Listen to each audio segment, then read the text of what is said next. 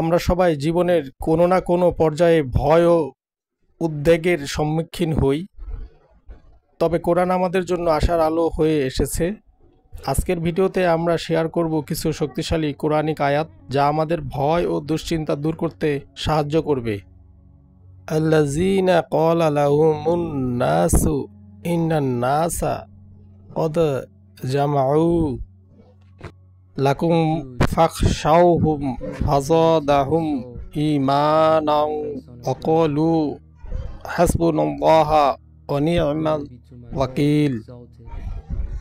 আয়াত 173 অর্থ, যারা বলেছিল মানুষ তোমাদের সমবেত হয়েছে সুতরাং তাদের ভয় করো, অথচ এদের ঈমান আরও বেড়ে গিয়েছিল এবং তারা বলেছিল আমাদের জন্য আল্লাহই যথেষ্ট, তিনি সর্বোত্তম কর্ম বিধায়ক। শিক্ষা: যখন আমরা দুশ্চিন্তাগ্রস্ত হই তখন আল্লাহর উপর ভরসা করা উচিত।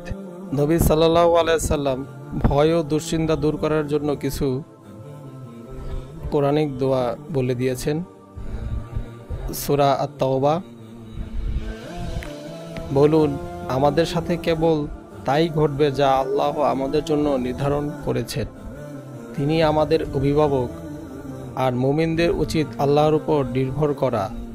বেশি বেশি করে যে দোয়াটি পড়বেন, আল্লাহুম্মা ইন্নী আউযু বিকা মিনাল হাম্মি ওয়াল হাযান। অর্থ, হে আল্লাহ, আমি তোমার কাছে উদ্বেগ ও দুশ্চিন্তা থেকে আশ্রয় চাই। আল্লাহ তাআলা বলেছেন, তার জিকিরেই রয়েছে অন্তরের প্রশান্তি। আরেকটি সূরায় আল্লাহ তাআলা বলেন, জেনে রাখো আল্লাহর শরণেই হৃদয়ের প্রশান্তি। সূরা আর-রাদ আয়াত 28। আমাদের করণীয়: নিয়মিত কোরআন তেলাওয়াত করুন, দোয়া ও ইস্তেগফার পড়ুন, রাতে তাহাজ্জুদ পড়ুন।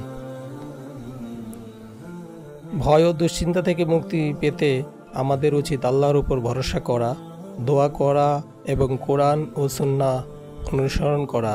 আপনার জীবনে কোরআনের কোন আয়াত আপনাকে সবচেয়ে বেশি অনুপ্রাণিত করে কমেন্টস জানাতে ভুলবেন না।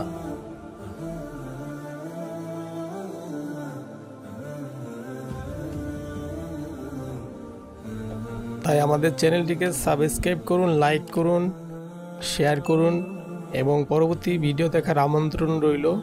ইনশাল্লাহ নিয়মিত সকল ইসলামিক আপডেট, কোরআনের কথা, কোরআনের ভাষার, কোরআনের আয়াতের সকল তথ্য ইনশাল্লাহ আমরা তুলে ধরব, যাতে আমাদের ঈমান ও আমল মজবুত হয়। আসসালামু আলাইকুম, ভালো থাকবেন সবাই। আল্লাহ হাফেজ।